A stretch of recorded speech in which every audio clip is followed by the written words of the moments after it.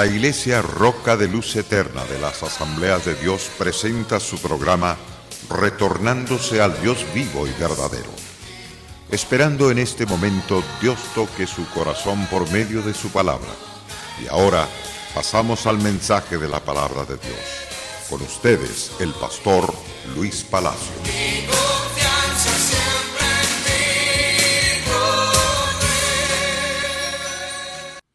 Es un placer el estar con ustedes una vez más. Queremos con todo nuestro corazón bendecirlo a través de las Santas Escrituras. Amado televidente, si usted tiene papel, tiene también algún bolígrafo para anotar las citas bíblicas, le sugiero que lo haga. De esa manera podrá aprender mucho mejor, porque después que pase el programa usted puede seguir meditando en todas las escrituras que usted ha tomado en cuenta durante la trayectoria de estos 30 minutos. Quiero concluir con la semilla llamada afeminado. La cizaña que Satanás ha sembrado en el corazón de multitud de miles de hombres, en multitud de mujeres que se descarriaron ciertamente de la línea correcta del plan original de Dios. Nos referimos a lo que Jesús menciona en el libro de Mateo capítulo 13, verso 24. En ese interesante pasaje, entonces Jesús contó otra parábola para enseñarles: el reino de Dios es como un hombre que un día sembró buena semilla en su campo. Pero por la noche, cuando todos estaban durmiendo, vino alguien que quería hacerles daño y sembró mala hierba entre el trigo y luego se fue. Ese es el pasaje que tenemos en pie, del cual el Señor declara: cuando el trigo creció, dio sus granos, también creció la mala hierba. Entonces los siervos del dueño de la cosecha se acercaron a él.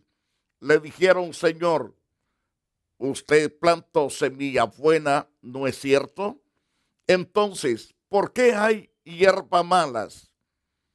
Mas él respondiendo dijo: eso lo hizo un enemigo mío. Los siervos le preguntaron: ¿quieres que salgamos y quitemos la mala hierba? Ellos estaban dispuestos a arrancarla y hacerla desaparecer, mientras que el dueño del campo dijo: no, porque cuando estén arrancando la mala hierba también pueden sacar el trigo o arrancar el trigo. Dejen que ambos crezcan, ambos hasta el día de la cosecha. Cuando ese día llegue, les daré órdenes a los que recogen la cosecha. Les diré que primero recojan la mala hierba y hagan un bulto, es decir, lo manojeen para quemarlo, y que después pongan el trigo en mi granero. La cizaña es sembrada por un enemigo, no por el Dios de la gloria. Por lo tanto, Dios dice: no arranquen la cizaña, porque al arrancar la cizaña pueden derribar, destruir lo correcto, es decir, la simiente llamada trigo. La cizaña tiene que ver con todos los hombres malos, impíos, perversos, malignos. Y el trigo tiene que ver con todos los justos, los que hemos sido comprados, lavados con la sangre de Jesucristo. Ahora bien, todos han sido comprados, el Señor pagó el precio. El problema es que el hombre no quiere aceptar la verdad de Dios, que Dios lo ama y que Dios quiere transformarlo a una nueva criatura. Dios quiere perdonar sus pecados. El sacrificio de Cristo en la cruz tiene ese propósito, el 100% de perdonar, de limpiar, de restaurar al hombre. Mientras que el hombre sigue en su endurecido corazón, mientras que el hombre sigue ciertamente afanado en aquellas cosas que no lo edifican, en aquellas cosas que no lo hacen prosperar, que de ninguna manera el hombre alcanza misericordia, porque el diablo ha endurecido su corazón. Mas Dios tiene el poder para cambiar ese corazón endurecido y hacer de esa persona una criatura limpia, perfecta y gloriosa. Conocemos personas que han sido homosexuales, pero que Dios los ha cambiado. Personas que parecían que nunca iban a tener una familia formal, pero Dios les transformó, cambió todo el sistema que Satanás había puesto y Dios colocó el sistema original del individuo. Y ahí comenzaron entonces una vida nueva que es en Cristo Jesús, Señor nuestro.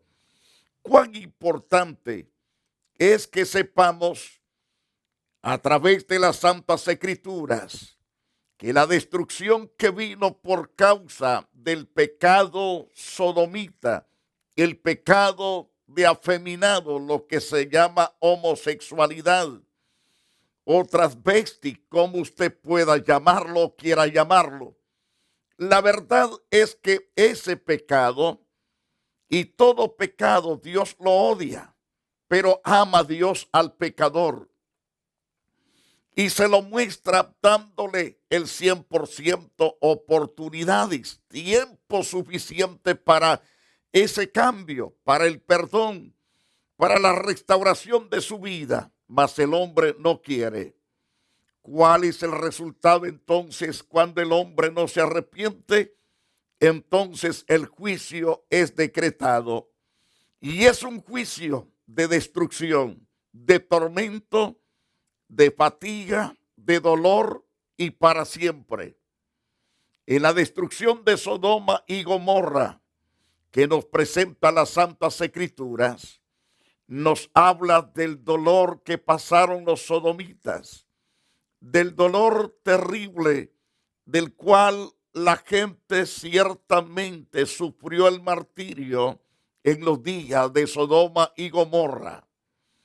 Tenemos otros pueblos que han sido castigados por el mismo pecado. Pueblos que hasta el día de hoy no han podido ser restaurados. La razón, porque Dios eliminó todo aquello y lo puso por ejemplo de las nuevas generaciones. Por ejemplo, Pompeya.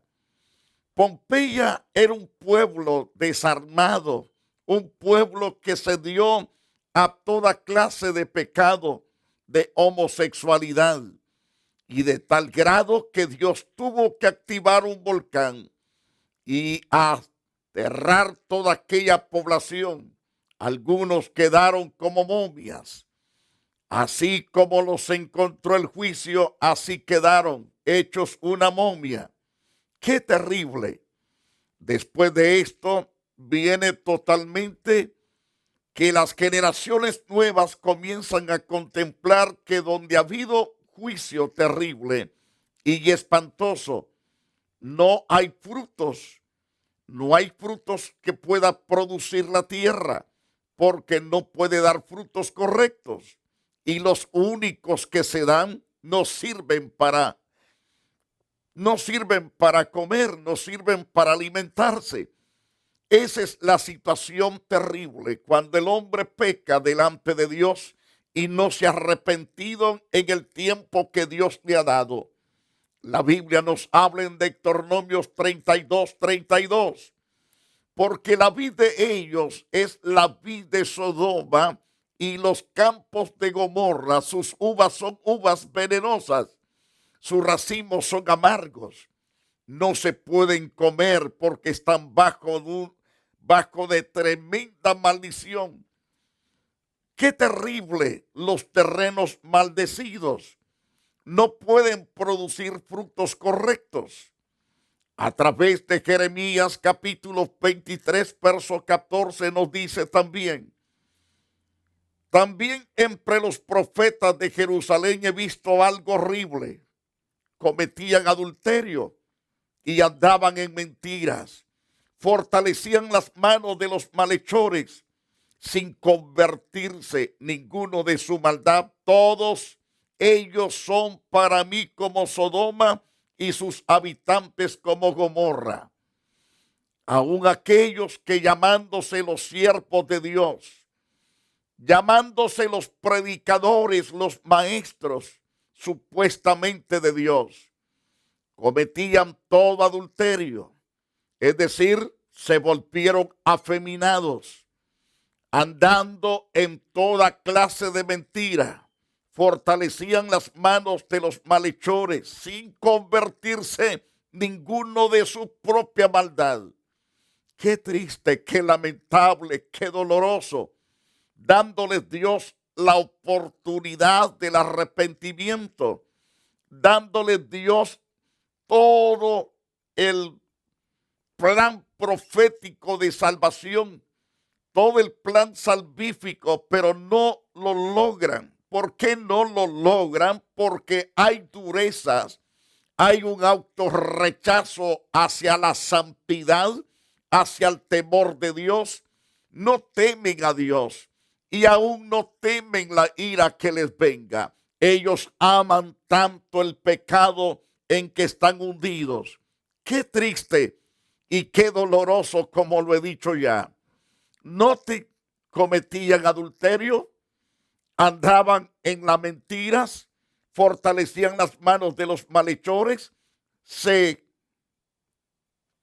convierten en malvados, que Dios dice que sin convertirse ninguno de su maldad, seguían de malos, perversos, malignos, y Dios dice de ellos, todos ellos son para mí como Sodoma y sus habitantes como Gomorra.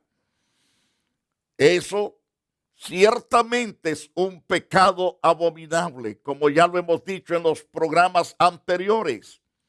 Según Jeremías 49:18, nos dice a través de este profeta, como en la destrucción de Sodoma y de Gomorra y de las ciudades vecinas, dice el Señor, nadie habitará ahí, ni residirá en cuanto a los hijos de los hombres. Nadie va a fabricar sus tiendas para vivir. Y eso lo vemos hoy en un tiempo actual. Lo estamos viendo desolado. No hay construcción. No hay nadie que quiera construir porque está bajo la ira de Dios. Es decir, Dios decretó que nadie iba a construir en ese sitio. En Jeremías 50, verso 40, como cuando Dios destruyó a Sodoma y a Gomorra, sus ciudades vecinas, declara el Señor, ningún hombre habitará ahí, ni residirá en ella hijo de hombre. Lo mismo como dice el pasaje de Jeremías 49:18. La gran pregunta, ¿cómo vencer la batalla de la homosexualidad? ¿Cómo derribar ese problema en el corazón, en el alma del individuo?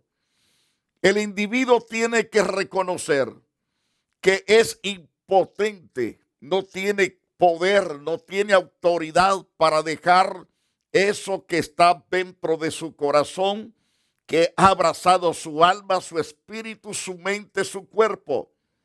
Solamente el poder de Jesucristo puede.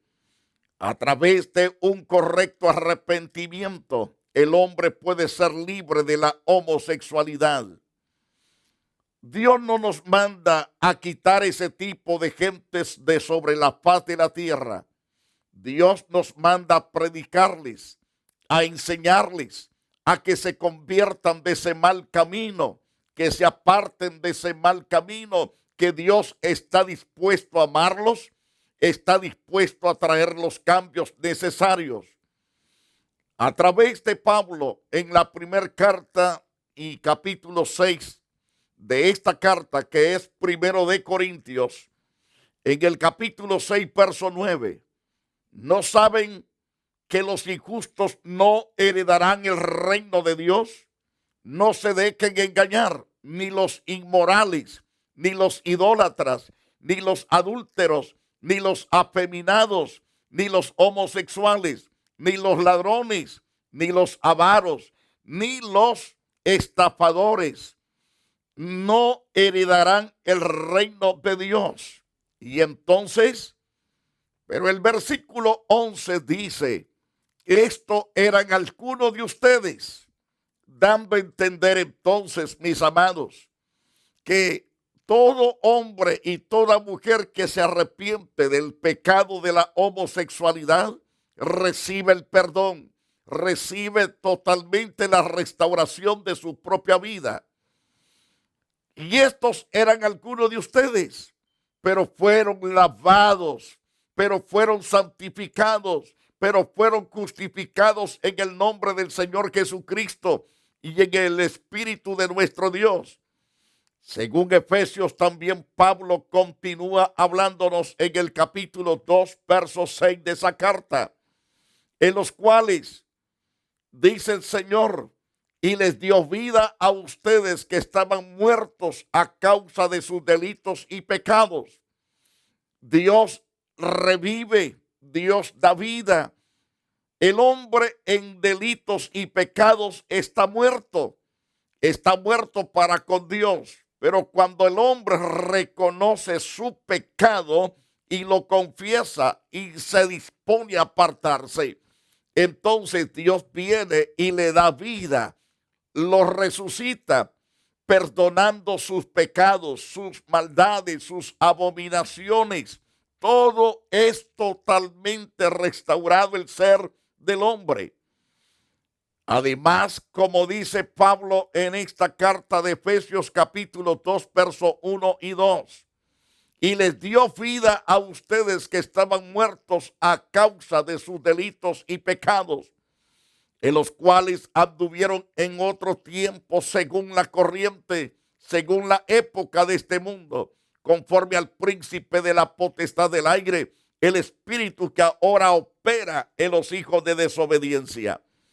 Entre ellos también todos nosotros en otro tiempo vivíamos en las pasiones de nuestra carne, satisfaciendo los deseos de la carne y de la mente y de los pensamientos. Y éramos por naturaleza hijos de ira, lo mismo que los demás. Entonces, esto da a entender de que el hombre puede recibir completamente el perdón, la limpieza, la restauración. Pero Dios, que es rico en misericordia, por causa del gran amor con que nos amó, aunque estábamos muertos en la causa de nuestros delitos, nos dio vida juntamente con Cristo.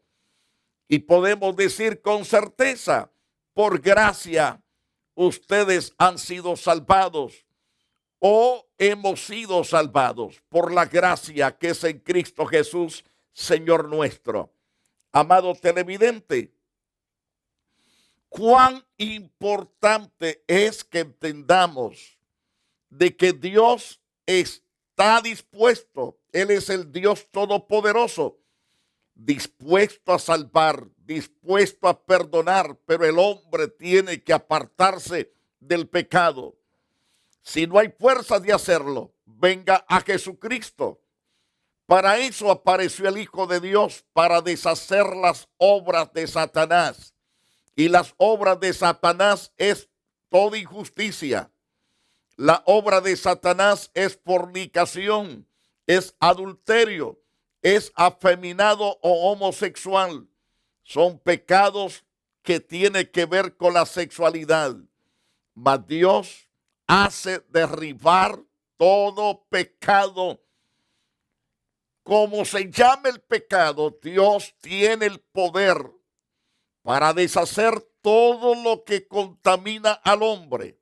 La cizaña que Satanás sembró, Dios puede arrancarla del corazón y establecer la semilla poderosa de convertir a ese individuo, a esa mujer, en una criatura, pero una criatura preciosa, una criatura nueva, que es en Cristo Jesús, Señor nuestro. Otra cizaña que quiero que usted le preste atención. La otra cizaña es la semilla llamada idolatría. La idolatría tiene que ver con los ídolos, con las imágenes. Tiene que ver también con la idolatría muchas veces del trabajo extremo o de los juegos, que se ocupan más de los juegos que de Dios y que aprecia más sus pretensiones, más que entretenerse en amar y en servir al Todopoderoso. Qué situaciones más terribles cuando el hombre se vuelve idólatra, dándole prioridad a lo que no puede salvarle, a lo que no puede nunca jamás darle vida eterna. Jesús es la persona que nos da vida eterna. Los dioses hechos por la mano de los hombres no son dioses, no pueden salvar, no pueden transformar las vidas. A través de 1 de Corintios, capítulo 6, verso 9, nos habla de ese tipo de semilla, la semilla de la idolatría. Lo mismo que Mateo capítulo 13, que mencionábamos, verso 24 al 30. Entonces, quiero llevarlos a la luz de la palabra de Dios bajo el tema hoy de la cizaña llamada idolatría. El Señor nuestro Dios enseñó a su pueblo de no hacer imágenes. Eso lo hallamos en las Santas Escrituras. Después que sacó al pueblo de las tierras egipcias, Moisés fue llamado a la cumbre del Sinaí. Ahí Dios le dio los mandamientos escritos en tabla de piedra para que el pueblo los tuviese y pudiese completamente acatar el consejo de Dios para no pecar. Le dijo Dios a través de Éxodo capítulo 20, verso 4, no hagas para ti ninguna imagen, ni nada parecido de lo que hay arriba en el cielo, ni de lo que hay debajo de la tierra, de lo que hay en el mar y debajo de la tierra. No te inclinarás ante ellas, ni las adorarás, porque yo, el Señor tu Dios, soy Dios celoso, castigaré por el pecado a los padres, a los hijos, incluso a los nietos, a los bisnietos, por culpa de los que me desprecian. El tener dioses que no son dioses es despreciar al Dios alto, glorioso y sublime. Él es Dios grande, preciosamente poderoso, el que puede salvar, el que puede darle la vida, el que puede perdonar los pecados y mantenernos una vida completamente íntegra para Él.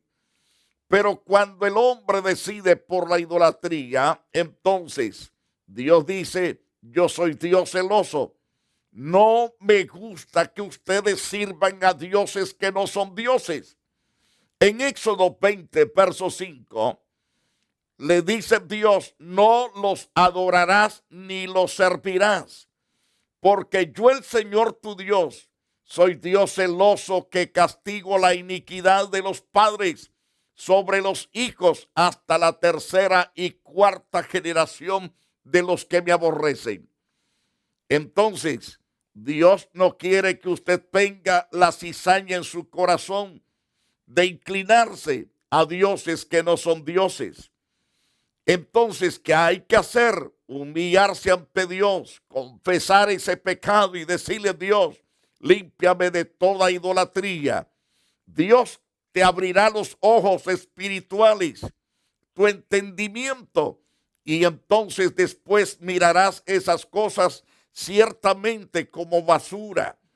Te vas a sentir avergonzado de haberte inclinado, de haberte persinado enfrente de ellos. Dios le prohíbe a su pueblo pronunciar nombres de ídolos. Por ejemplo, en Éxodo 23, versículo 13, por esta pensión, dice Dios, a todo lo que te he dicho, no invoques a otros dioses, que ni siquiera se oiga de tu boca que pronuncia sus nombres.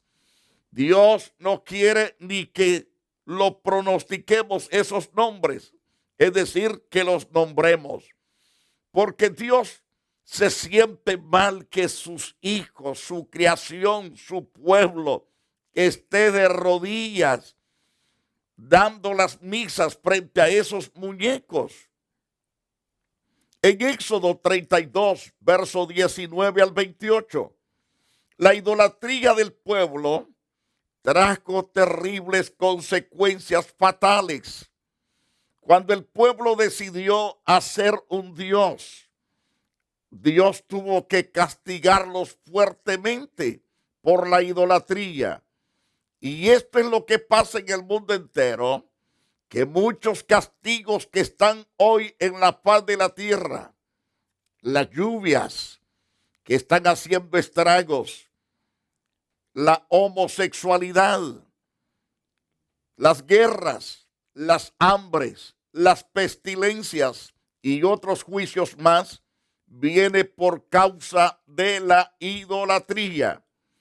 A través de Éxodo capítulo 32, verso 19, cuando Dios le dijo a Moisés, baja del monte porque tu pueblo se ha descarriado, me ha dado la espalda, ha ido en pos de dioses ajenos.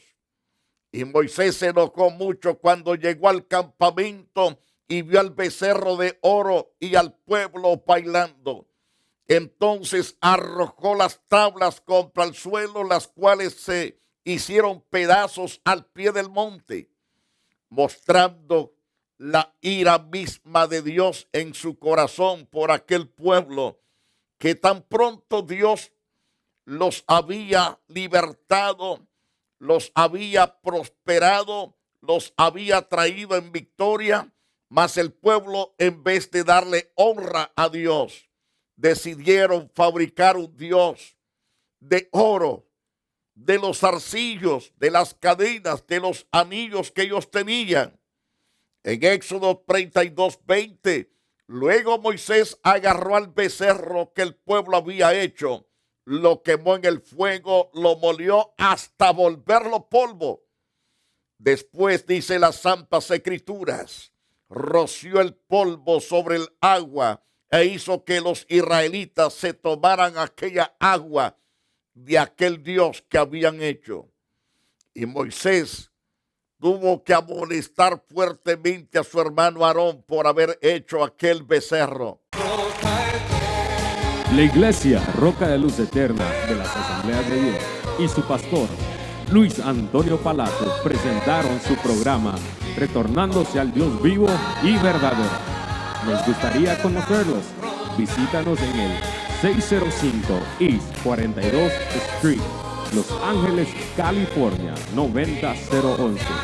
Si desea una copia del programa de hoy, escríbanos a la misma dirección.